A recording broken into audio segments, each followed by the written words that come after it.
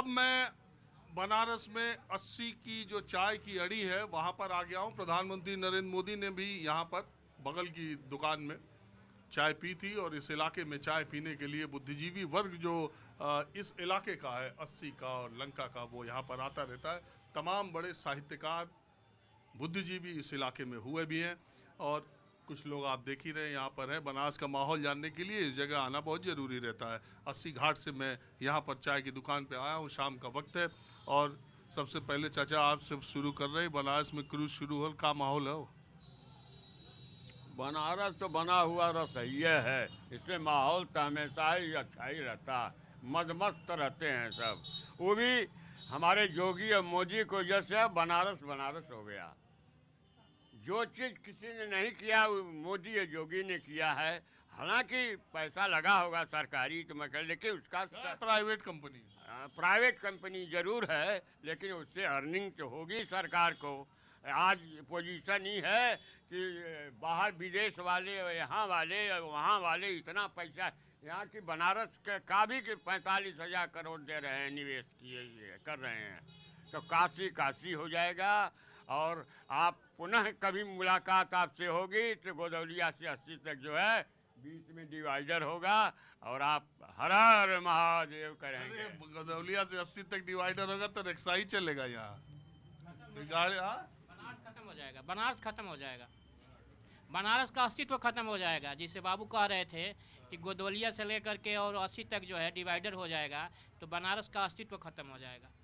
लेकिन एक बात तो है कि बनारस का जो परिवहन है, आप यहाँ रहते हैं, आपको आदत हो गई है, लेकिन जिस तरह से जाम लगता है, जिस तरह से ऑटो ये वो साइकिल घोड़ा रिक्शा बैलगाड़ी सब चलते रहते हैं, वो एक अंतर्राष्ट्रीय स्तर की जगह है, उससे लोगों को सही। ये सांस्कृतिक राजधानी है ना, काशी जो है सांस्कृतिक राजधानी है। यहाँ इसका मतलब ये थोड़ी नहीं कि वहाँ जाम लगे, वहाँ गंदगी रहे, वो अर्ध विकसित रहे, वो अविकसित। ऐसा है कि आप हम लोग यहाँ सन 75 से हैं, आज से नहीं है।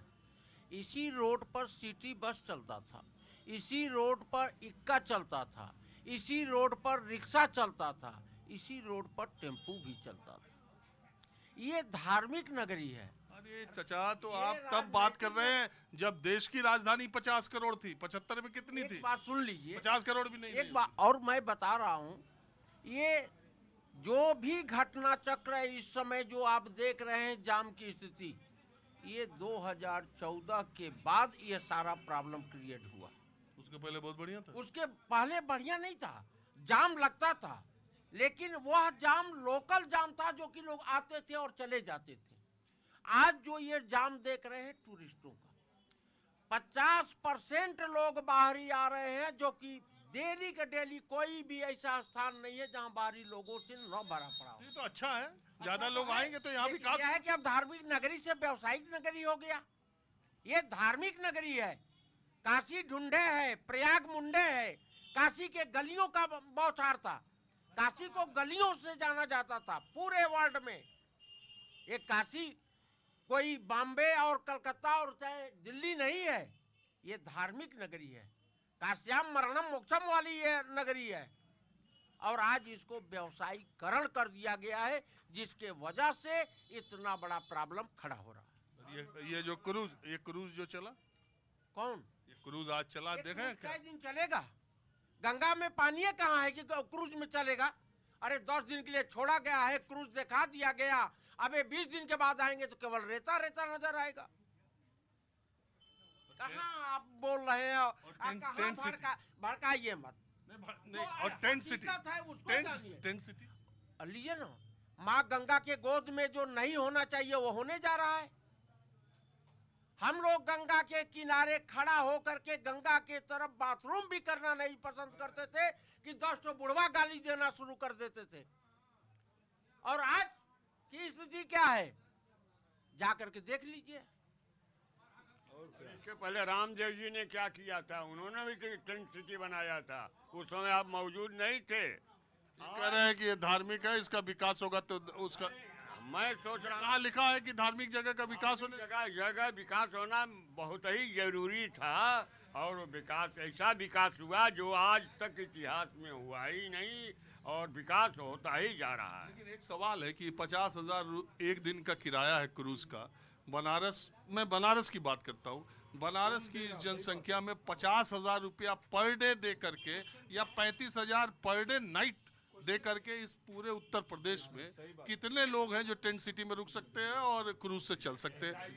पर्यटक के लिए है, बाहर के लोगों के लिए है जो पैसे वाले हैं और 51 दिन का पैकेज है। प्रश्न यह है कि काशी में क्रूज चलने के बाद आम लोगों के बीच में माहौल क्या है? काशी के बीच में माहौल तो बहुत ही सुंदर है, बहुत बढ़िया है काशी के अंदर। कुछ लोग कह रहे हैं नाविकों का इनका उनका नुकसान हो गया और काशी का जो सफाई की बात थी वो तो हुई नहीं, दूसरा काम हो रहा। काशी में जो चमक है इस समय, काशी में ये चमक पहले नहीं थी। मोदी सरकार, मैं तो कांग्रेसी जरूर हूं भाई, लेकिन वोट तो कांग्रेस को देता हूं, लेकिन मोदी सरकार और योगी सरकार जो देश के लिए वो काम नहीं कर रही, अपने कलेजों को काट करके मोदी योगी दे रहे हैं। आज बनारस के अंदर कौन सा चीज का विकास नहीं हुआ? विश्वनाथ मंदिर भी। अरे आप कांग्रेसी हैं, वो एक राहुल गांधी नफरत का बाजार। नफरत हम न करब भैया जी। हाँ, नफरत न करब, क्योंकि चाहे कोई सरकार हो, जनता का सेवा, जनता का मदद सब हो रहा है, अच्छे ढंग से हो रहा है। गुरुजी नमस्ते। देखिए विश्वविद्यालय के प्रोफेसर रहे, रिटायर हो गया? रिटायर हो चुका। यही क्रूज चल रहा था तो मैंने थोड़ा सोचा कि यहाँ आप लोग बुद्धिजीवी आते हैं, प्रोफेसर, साहित्यकार सब, तो उनका विचार क्या है? क्या ये काशी की आत्मा के साथ खिलवाड़ है या ये काशी के विकास में एक मील का पत्थर आप मानते हैं? देखिए, विकास दो तरह का होता है, एक भौतिक विकास और एक आध्यात्मिक विकास। तो मुझे ऐसा लग रहा है कि यह जो क्रूज है यह एक भौतिक विकास है, आध्यात्मिक विकास से इसका कोई संबंध नहीं है। क्योंकि आध्यात्मिक विकास में मनुष्य को साधना करनी पड़ती है, तपस्या करनी पड़ती है, अपने शरीर को गलाना पड़ता है। लेकिन यह क्रूज उस तरह का संभवतः नहीं है। मैं तो भीतर गया नहीं हूँ, देखा भी नहीं हूँ कि यह कैसा है। लेकिन हाँ, ये हो सकता है कि आर्थिक दृष्टि से यह सरकार ने परिकल्पना किया हो कि हमें अर्थ की ज़रूरत है, इसलिए इस क्रूज का उसने निर्माण किया कि बड़े बड़े पूंजीपति आएंगे और काशी को आर्थिक दृष्टि से लाभ होगा, काशी आर्थिक दृष्टि से ऊंचाई पर आगे बढ़ेगी, यह मैं समझ रहा हूँ। चलिए अब मैं आपको काशी की सड़कों पर एक बहुत ही दिलचस्प आदमी के पास ले चलता हूँ, क्रिस्टोफर के पास।